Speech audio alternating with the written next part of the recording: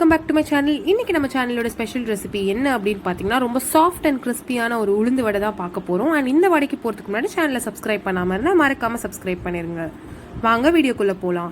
First ஒரு கிளாஸ்க்கு நான் உளுந்த பருப்பு 6 மணி நேரம் ஊற வச்ச உளுந்தம் பருப்பு ஆட் பண்ணிக்கிறேன். இதோட கொஞ்சம் பேக்கிங் சோடா ஆட் பண்ணுறேன். அதோட உப்பு தேவையான அளவுக்கு ஆட் பண்ணிக்கிறேன். இப்போ இதை நல்லா ஃபைன் பேஸ்ட்டுக்கு அரைச்சிக்கலாம். இதை எப்படி நம்ம பக்குவத்துக்கு வந்துடுச்சு அப்படின்னு கண்டுபிடிக்கிறது அப்படின்னா, ஒரு பவுலில் தண்ணி வச்சுக்கோங்க. அந்த மாவு உள்ளே போட்டிங்க அப்படின்னா மேலே மிதக்கணும். கீழே போச்சு அப்படின்னா உங்களோட மாவு ரெடி ஆகலை அப்படின்னு அர்த்தம். இது மாதிரி பாருங்க, மேலே மிதக்குது. இந்த மாதிரி பதத்துக்கு வரணும் நம்மளுக்கு. அப்போதான் நல்லா உளுந்து வடை கரெக்டான பக்குவத்துக்கு வரும். இப்போ அரைச்சி வச்ச பேஸ்ட்டை இன்னொரு பவுலுக்கு நான் டிரான்ஸ்ஃபர் பண்ணிக்கிறேன். அதோட குட்டி குட்டியாக வெட்டி வச்ச பச்சை மிளகாய் சேர்த்துக்கிறேன். அப்படியே அதோட மல்லி இலையும் சேர்த்துக்கிறேன்.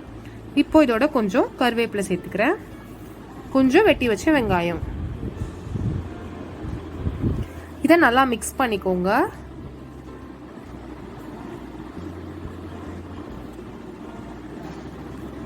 இப்போ நல்லா மிக்ஸ் ஆன பிறகு இதோட ஒரு 1.5 டேபிள் ஸ்பூனுக்கு அரிசி மாவு சேர்த்துக்கிறேன். இப்போ இதை நல்லா மிக்ஸ் பண்ணிடுங்க. அரிசி மாவு சேர்த்த பிறகு அவ்வளோதான், நம்மளோட மாவு ரெடி ஆயிடுச்சு. இப்போ இதை ஃப்ரை பண்ண போகிறோம். ஸோ ஃப்ரை பண்ண போகும்போது ஒரு பவுல்லே தனியாக தண்ணி சைடில் வச்சுக்கோங்க. அப்போ தான் நம்ம கையில் ஒட்டாமல் நம்மளால் ஃப்ரை பண்ண போட முடியும். ஒவ்வொரு வாட்டியும் அந்த வடையை போட போகும்போதும் கையை தண்ணியில் கழுவிட்டு வடையை போடுங்க. ஸோ உங்களுக்கு வடையோட ஷேப்பும் நல்லா வரும், கையில் ஒட்டாமையும் வரும். ஸோ இது நல்லா கோல்டன் ப்ரௌன் ஆகிற வரைக்கும் ஃப்ரை பண்ணிட்டோம். பாருங்கள், ரொம்பவே கிறிஸ்பியாக இருக்கும், வெளியில் உள்ள ரொம்பவே சாஃப்டாக இருக்கும். அண்ட் நல்ல ஒரு ஸ்நாக் டைம் ரெசிபி. ஸோ இதை கண்டிப்பாக ட்ரை பண்ணி பாருங்கள். நிறைய எக்ஸைட்டிங் ரெசிபிஸ்க்கு மறக்காமல் சேனலை சப்ஸ்கிரைப் பண்ணுங்கள்.